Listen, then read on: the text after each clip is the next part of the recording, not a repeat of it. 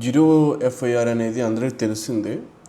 Irrespective of jurisdiction A police స్టేషన్లో అయినా మీరు ఫిర్యాదు ఇవ్వచ్చు, కంప్లైంట్ ఇవ్వచ్చు. ఫర్ సపోజ్ తెలంగాణలో క్రైమ్ జరిగితే ఆంధ్రలో రిపోర్ట్ ఇవ్వచ్చు, తమిళనాడులో ఇవ్వచ్చు, ఎక్కడైనా ఇవ్వచ్చు, ఆల్ ఓవర్ ఇండియా.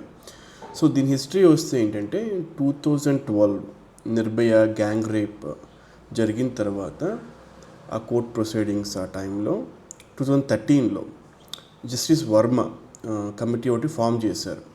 సో వాళ్ళు ఆ కేసుకి సంబంధించినటువంటి లూప్ హోల్స్ అవి చూసిన తర్వాత అడ్మినిస్ట్రేషన్లో 2013 justice Verma committee recommended to implement zero FIR. 2013 నుంచి జీరో ఎఫ్ఐఆర్ ఇంప్లిమెంట్ అవుతుంది.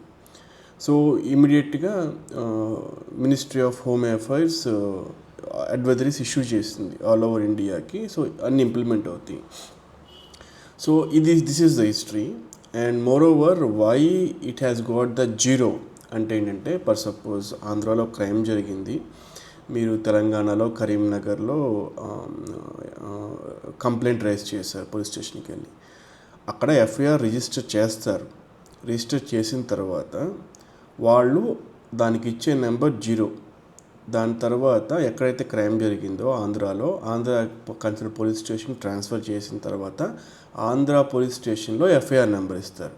సో జీరో ఎఫ్ఐఆర్ ఏంటంటే, ఎప్పుడైనా ఎక్కడైనా ఈ క్రైమ్ జరిగినప్పుడు ఏ పోలీస్ స్టేషన్ దాన్ని మా జ్యూరిస్డిక్షన్లో రాదు అని అవాయిడ్ చేయకూడదు. కాబట్టి వాళ్ళు ఎఫ్ఐఆర్ ఫైల్ చేయాలి. కాబట్టి that will be filed with number zero.